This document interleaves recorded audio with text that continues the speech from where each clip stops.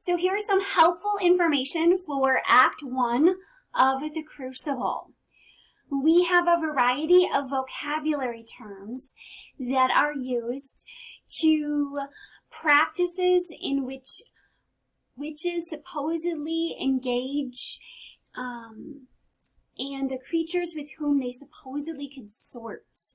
So these are terms you will want to make sure that you know the definitions to.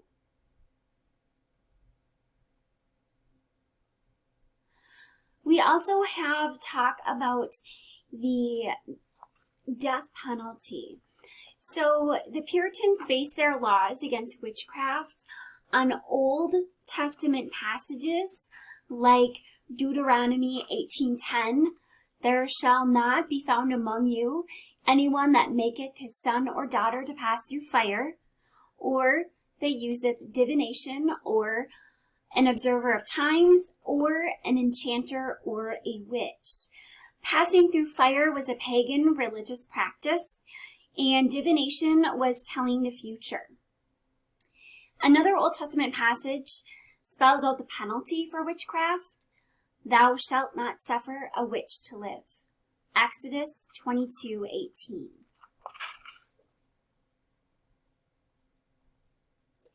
Eat, drink, and be merry. In Act 1 of the play, Abigail and the girls are said to have engaged in Dionysian rites. Dionysus was the Greek god of wine, and in classical mythology, his presence was said to inspire wild celebrations. Salem's mistreated ministers. Reverend Parris was not the first minister to feel abused by the Salem congregation.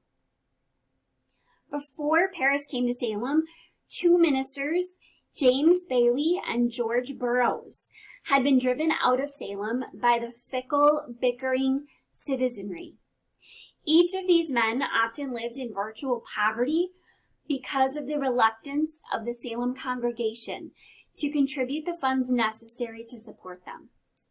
Like his predecessors, Reverend Parris felt underpaid, underappreciated, and mistreated by the contentious people of Salem Village. Colonial economics. One of the central conflicts which arises at the beginning of the play is the struggle to control land in Salem. Corey, Putnam, and Proctor all argue over the proper placement of boundaries and the ownership of certain prized fields.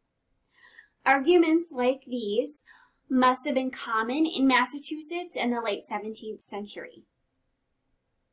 In Plymouth, for instance, the Pilgrims, different from the Puritans, but the Pilgrims originally worked their lands in common and shared the wealth that was produced by their collective efforts.